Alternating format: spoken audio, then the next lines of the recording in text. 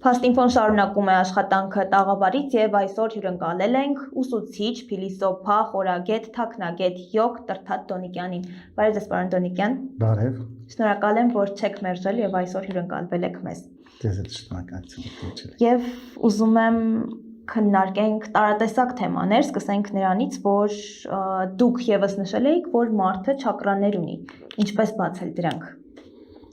Դե հասկանանք ինչ է չակրաներ, դա որ հայերեն թարգմանենք ճախարակներ է։ Ճախարակ բանով որտեղ ինչ որ ոնց որ մեր գեղձերը օրգանիզմում կարևոր դեր ունեն ու իրանք օրգանիզմը ղեկավարում են, հիմնական գեղձերով ղեկավարվում է օրգանիզմը, ոնց որ իմպուլսներում այս արային արա գեղձերի միջոցով է դա արվում, իմպուլսները տրվում են գեղձերի, որ կառավարիչ հիմա խոսքով է կառավարում, օրգանիզմում գեղձերի միջոցով կան։ Հիմա մենք ունենք նաև բացի ֆիզիկական մարմնից ավելի նուրբ մարմիններ, ավելի գեր նուրբ մարմիններ այդ անվանում հրեղեն մարմին եւ հոգեվոր մարմիններ, իրանք կառավարվում են այդ ճախարակներով, չակրաներով։ Իրանց պրոյեկցիոն ֆիզիկական մարմնի վրա դա մեր գեղձերն են։ Մեր գեղձերի պրոյեկցիան մեր նուրբ մարմինների վրա դա ճախարակներն են, այսինքն չակրաներն են։ Նայեք, ինքը չակրան, որ հասկանանք դա ինչ է, ճախարակը, ոնց որ մեր մտքերը հոսում են, չէ՞, ինչ որտեղ առաջանում են։ Եվ մեր խոսքը առաջանում է, խոսքը ոնց որ էներգիան է։ Այդ դրանք, այդ չակրաները, այդ դրանց ակունքներն են կարող ասենք, որը ֆիզիկական մարմնում չի, ինքը նուրբ մարմնի վրա է, մենք ունենք նուրբ մարմին, որը գիտությունը դեռ լրիվ չի բացահայտել, բայց ժամանակը կբացահայտի, այդ նուրբ մարմինների վրա մենք ունենք ոնց որ մեր հիմա ֆիզիկական մարմնի վրա ուղեղ կա եւ սիրտ կա, օրգաններ կան, գեղձեր կան, այդ նուրբ մարմնի վրա հիմա այդ չակրաները կարելի ասենք մենք ուղեղի, սրտի եւ տարբեր օրգանների դերեր են խաղում։ Հարաբերական իմաստով եմ էլի թարգման ոճովակի,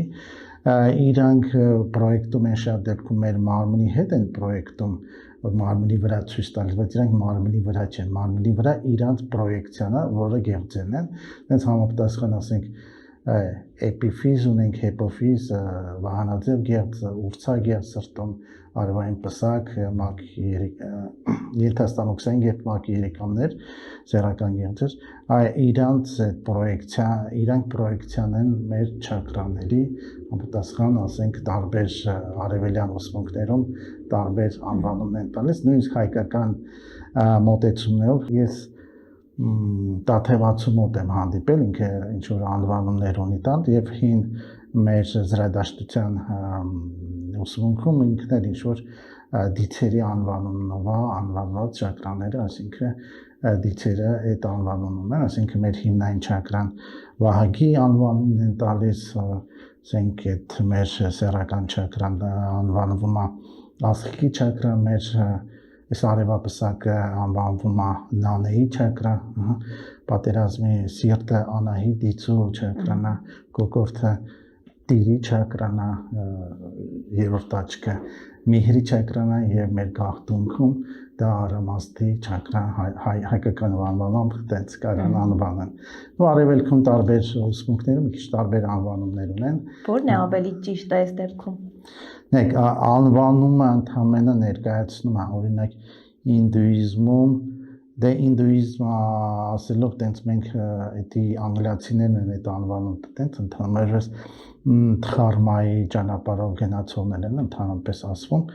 այդ որպես հինդիներ են, իրանք հանդիկներ են, դրա համար հինդուիզմ են անվանել, դե այնտեղ լիքողություններ կա, այնտեղ ուրիշ անվանումներ կան, օրինակ այդ սիրտը անախատը անահիտի նման է,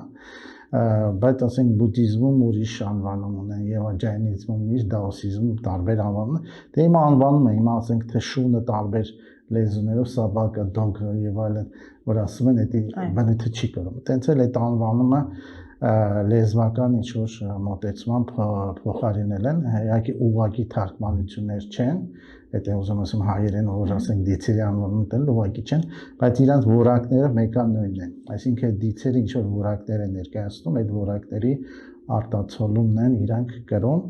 այդ չակրաները։ Այդ չակրաները նաև որպես սիմվոլիկ էներգիայի փոխանցիչներ են անվանում, որտեղ մենք նուրբ մարմին ունենք, գերնուրբ մարմին ունենք, այդտեղ էլ կան այդպես էներգետիկ կենտրոններ, իրանք հիմնական ներկայացնում են էներգիայի փոխանցիչներ, բայց կարելի է նաև ներկայացնել ավելի խորքային իմաստով իմաստություններ։ Ասենք 7 տեսակի իմաստություններ որ բաժանենք, իմաստությունները որոնք հայերենում մի իմաստասերությունն է, մի իմաստությունն է, բայց ընդհանրապես դա 7 բաժանում կարելի է բաժանել,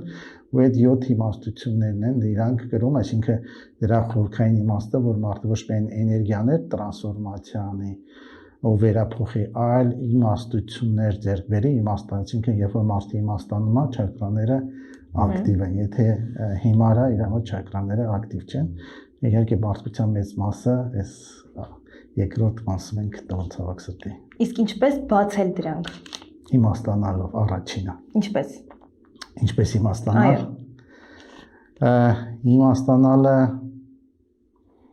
նայեք, կյանքի փորձի ընթացքում մենք տարբեր հանգամանքների ենք հանդիպում ու տարբեր իրավիճակներում մեր դրսևորում ենք տարբեր ձև։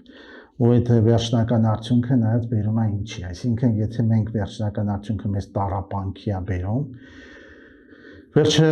դա ու մենք դրանից բան չենք հասկանում, ուրեմն չենք իմաստանում։ Եթե մենք տառապանքի է բերում մեկը ու ինչ մենք միշտ վերջում տառապանք լինելու է, էլի, ու մենք դա քաղում ենք ինչ որ խորհուրդ դրանից ու առաջ ենք գնում, հասկանում ենք դրա իմաստը, ուրեմն մենք իմաստանում ենք։ Այդտենց քիչ-քիչ, ինչքան մարդը շատ է տառապել, այդքան ավելի ինքը իմաստուն է։ Եթե ինքը հասկացել է, եթե չի հասկացել, կա հատարապի, նո դա մի մեթոդ, երկրորդն էլ իմաստանում են իմաստունի կողքին։ Այսինքն գտնվելով դե ուսուցիչ աշակերտ հարաբերություններ է ստեղծվում, ուսուցիչ ասելով, որը իմաստուն է, ոչ թե ինչ-որ ինտելեկտուալ գիտելիքներ գիտի կամ ինչ-որ նյութական գիտելիքներ, այլ ինչ-որ իմաստության հասել է, իսկ դա նշանակում է, որ իմաստության հասել է իր չակրային սիստեմը ակտիվ բաց է, ֆիզիկական պլանում չեն տեսնի։ Այդ խոսալով չէ, պետք է ներքին։ Եթե ինքը իմաստության հասել է, ուրեմն իր կողքը գտնվելով ավտոմատ սկսում է աշակերտը ոնց որ ռեզոնանս տալ ու ինքն էլ իմաստանալ, պարտադիր չի տենց այդ նույն տառապանքներով անցնի, ոնց որ ուսուցիչն անցել, կարող ուսուցիչը շատ անսահման ժամանակում է դա հասել, աշակերտը կարա դա ավելի արագ անի, եթե ինքը ունի նվիրվածություն, հավատ, ծառայելու ընդունակություն, ըմբռնելու բաց լինելու ընդունակություն եւ այլն։